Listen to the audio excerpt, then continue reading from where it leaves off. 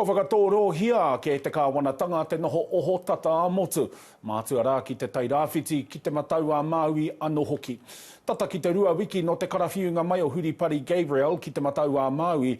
Hio e no kei te hāpai tonu te Taiwhenua Heretaunga i ngā pārurenga. Te kaumawha ngā marae o Kahungunu kei raro i te maru o te Taiwhenua.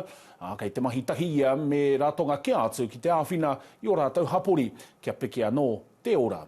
Kei a Michael Cugley te roa ngāke. Kia tū tapatahi kia kotahi rā. He kupu e korowai nei te iwi o Ngāti Kahungunu i roto i te wā o te pōkai kaha. I te aroha nui e puta ana, kia rātou. Ministers are ringing up and asking us, you know, whānau ora, John Tamahere is ringing up and asking, how are you fellas going? What do I need to do? What help can I give? Other providers are doing the same. Hei tā te pauwhakahaere o te Taiwhenua Heretaunga tā Wailan Tahuri, he ringa atawhai e whātoro ana ki tōna kotahi rauwhiti te kaumārima ngā whare, ki te kotahi mano kotahi rau mā whā ngā whānau, ā ko tōna kotahi mano rua rauwhiti te kaumātahi hoki ngā kete āwhina, kua tuarihi atu ki te iwi. People are very generous, so you learn about who's generous and who's doing other things. So generosity of our community is amazing, and not only from our community. We had a truckload of stuff, a carload of stuff arrive from Blenheim. So people ring up and say, hey, we want to give to the Taiwhenua.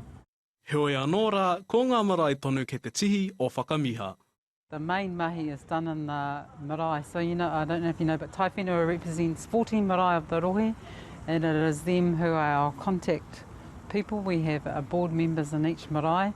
So we get to know some of the needs firsthand being communicated to us.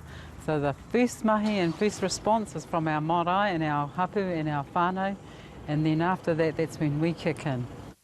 Mai te wā o te noho taratahi nā te mate kōwhiori e ita tonu ana ngā taura herenga tangata, hei aho āwhina atu.